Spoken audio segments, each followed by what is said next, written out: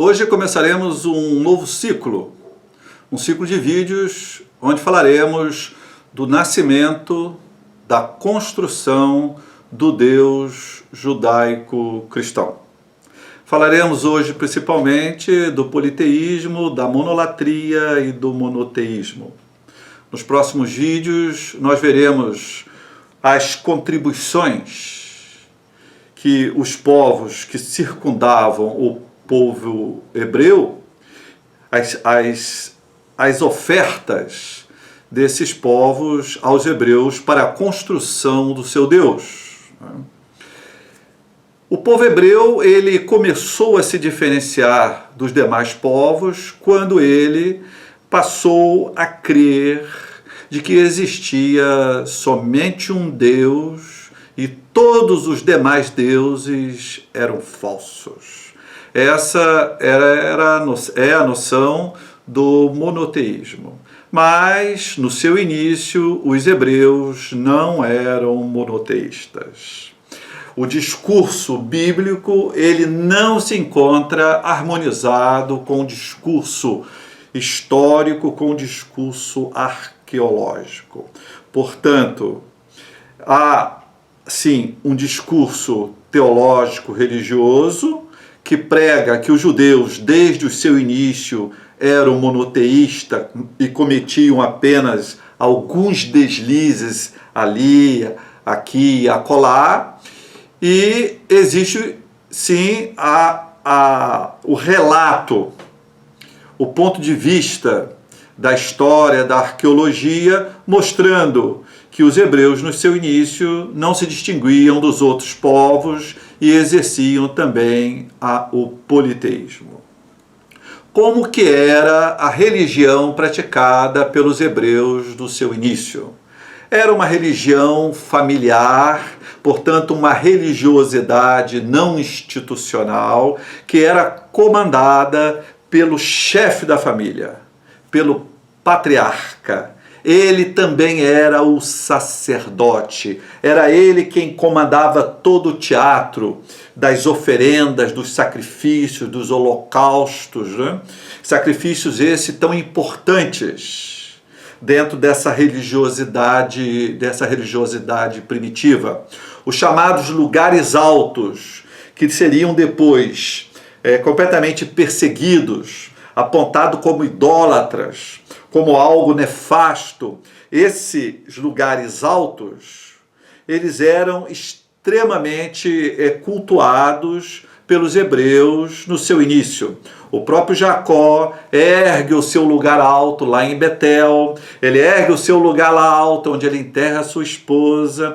E o que eram os lugares altos? Os lugares altos eram altares simples que eram construídos no cume de montes, de montanhas, onde então se ofereciam ali o sacrifício aos deuses. E os deuses nessa época eram deuses familiares, eram deuses da família, eram deuses do clã. Cada família tinha o seu Deus, cada clã tinha o seu Deus. E assim, durante centenas de anos, as coisas se seguiram. Acredita-se que até o século X,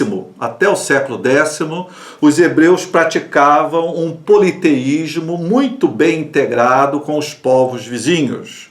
O povo de Ugarite, os cananeus e os fenícios e os hebreus não tinham muita diferença. As línguas eram muito parecidas, os deuses eram compartilhados, um povo com o outro, não havia grande diferença entre os fenícios, os hebreus, os ugaríticos, não havia grandes diferenças. A partir do século IX até o século V, vai-se então se esboçando aí, querendo se esboçar o monoteísmo, mas não caímos direto no monoteísmo, caímos na monolatria.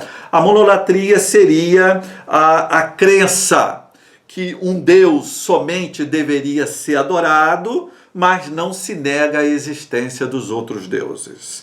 Acredita-se que somente um Deus deva ser cultuado, mas que os outros deuses também existem, né?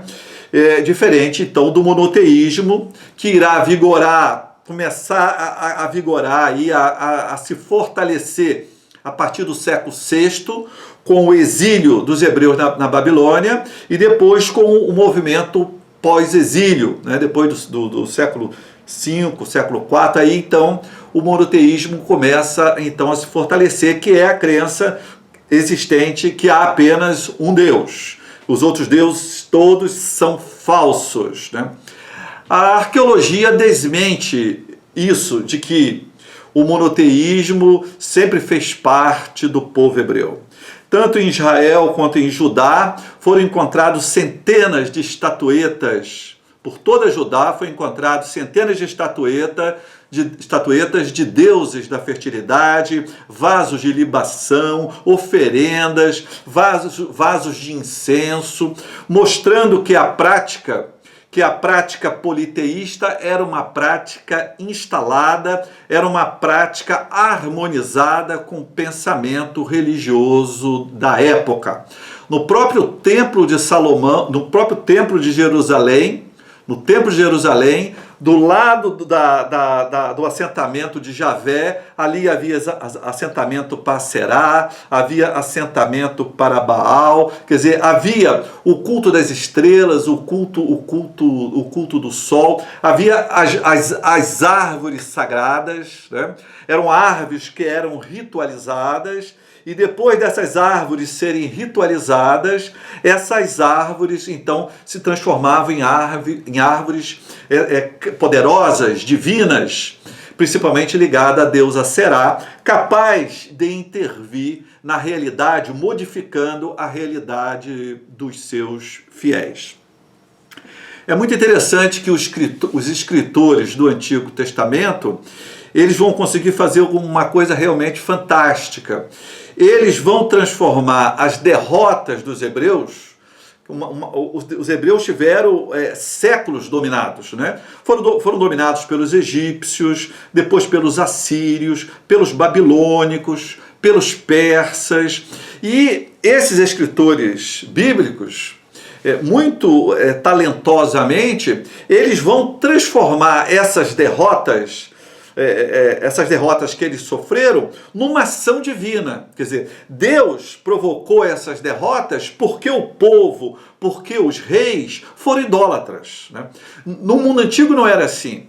Quando um povo perdia uma batalha e esse povo passava a ser escravo do outro, ou dominado pelo outro povo, esse povo perdia a sua batalha porque o seu Deus era fraco. Então, se ele era fraco, tinha que ser abandonado. E qual Deus que deveria se adotar? O Deus dos vencedores. O Deus dos vencidos não estava com nada, ele era deixado de lado, e os vencidos passavam a cultuar os deuses dos vencedores, porque é um Deus mais forte, né? Os hebreus, os literatos hebreus, os intelectuais hebreus conseguem, então, pegar essas derrotas, que foram muitas, e transformar essa derrota numa vitória, na qual o povo foi derrotado porque estava cultuando os outros deuses. Ora, ele estava cultuando outros deuses porque era um povo politeísta. Esse é um discurso que vai ser construído, obviamente, posteriormente aos fatos, acontecidos, né? Então, esse processo de caminhada do politeísmo até o monoteísmo não foi uma caminhada fácil, foi uma caminhada muito difícil, que nós veremos com mais detalhes nos próximos vídeos, né?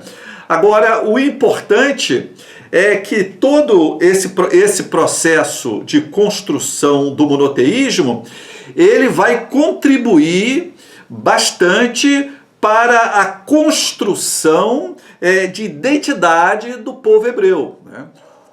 Um único Deus, um único rei, um único povo.